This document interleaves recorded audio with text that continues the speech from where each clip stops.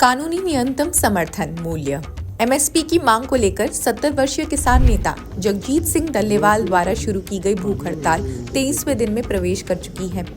ये देखिए, हमारी तो एक जिम्मेदारी बनती है। मैं अपनी ऑर्गेनाइजेशन का प्रेसिडेंट होने के साथ साथ मैं एसकेएम नॉन पॉलिटिकल का भी कन्वीनर हूँ।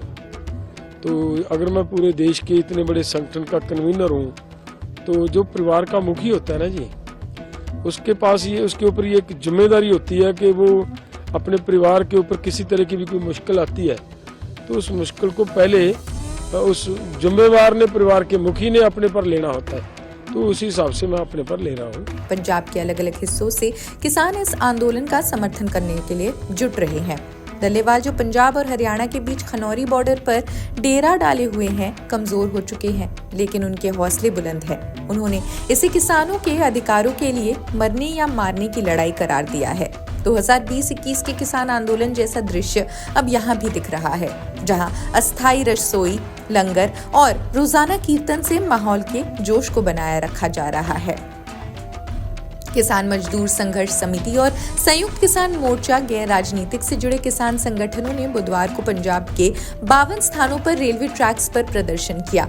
इस प्रदर्शन के कारण राज्य में रेल यातायात पूरी तरह ठप हो गया। किसानों ने दिल्ली की ओर मार्च करने की कोशिश की थी, लेकिन उन पर अत्याचार का आरोप लगाते हुए ये विरोध प्रदर्शन आयोजित किया गया।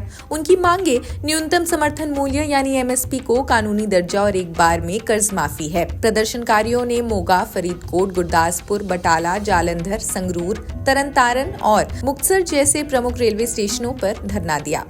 हरमीत बैंस जो भारतीय किसान यूनियन के नेता हैं, उन्होंने कहा, हमने दोपहर 12 बजे से 3 बजे तक 100 से अधिक स्थानों पर ट्रेनों को रोका। हरियाणा प्रशासन ने किसानों पर आंसू गैस और पानी की बौछार का इस्तेमाल किया। केंद्र सरकार 2014 से सोई हुई है। बीकेयू के एक और नेता जसविंदर सिंह लोंगेवाल ने कहा, आज का प्रदर्शन दिखाता है कि लोग इस सरकार से नाराज हैं। पंजाब में 30 दिसंबर को पूरी तरह से बंद रखा जाएगा।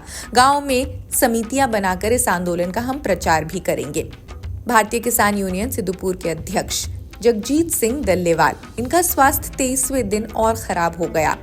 डॉक्टरों ने उनके कई अंग फेल होने की संभावना जताई है। सुप्रीम कोर्ट ने पंजाब सरकार को डल्लेवाल के अस्पताल में भर्ती के लिए आवश्यक कदम उठाने के निर्देश भी दिए हैं। जस्टिस सूर्यकांत और जस्टिस उज्जवल भूयान की पीठ ने कहा, डॉक्टरों के अनुसार डल्लेवाल को तुरंत अस्पताल में भर्ती करना जरूरी है। राज्य सरकार को इसे सुनिश्चित करना चाहिए। प्रधानमंत्री नरेंद्र मोदी द्वारा कृषि कानून वापस लेने के बाद केंद्र ने दिसंबर 2021 में संयुक्त किसान मोर्चा को पत्र लिखकर कुछ आश्वासन दिए थे, जैसे एमएसपी पर समिति का गठन, किसानों के खिलाफ दर्ज आपराधिक मामलों को वापस लेना, बिजली संशोधन अधिनियम पर चर्चा। किसान संगठन ये आरोप लगाते हैं, कृषि लागत और मूल्य आयोग यानी सीएसीपी फसलों की लागत का सही आकलन नहीं करता है। सीएसीपी यानी A2+FL फॉर्मूला अपनाता है, जबकि किसान C2+ 50% की मांग कर रहे हैं। A2 बीज, उर्वरक, कीटनाशक और डीजल जैसे प्रमुख खर्च हैं। FL परिवार का श्रम, C2 किराया और भूमि पर गंवाई गई ब्याज जैसे की व्यापक लागत। किसानों की मांगे उनके आर्थिक भविष्य और कृषि की स्थिरता के लिए अहम है। यह आंदोलन केवल एमएसपी तक सीमित नहीं, बल्कि किसानों के अधिकारों और आत्मसम्मान का भी एक प्रतीक बन चुका है।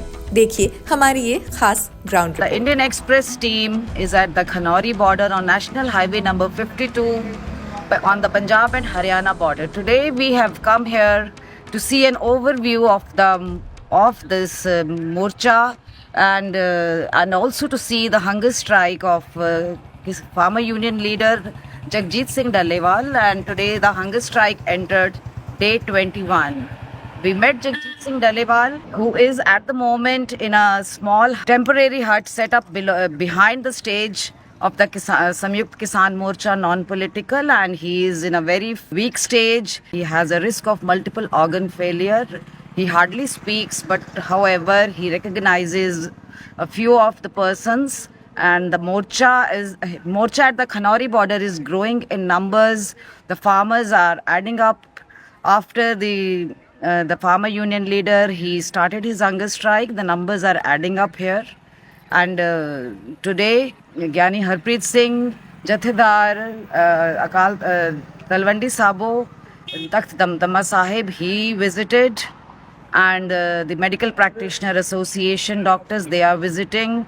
The doctors from Patiala Rajendra Medical College and the Samana Civil Hospital, they are regularly visiting and monitoring Jagjit Singh Daliwal's health. Jagjit Daliwal, however, is adamant. He said that he won't end his fast until the demands are met, and the primary demand is seeking MSP as a legal guarantee.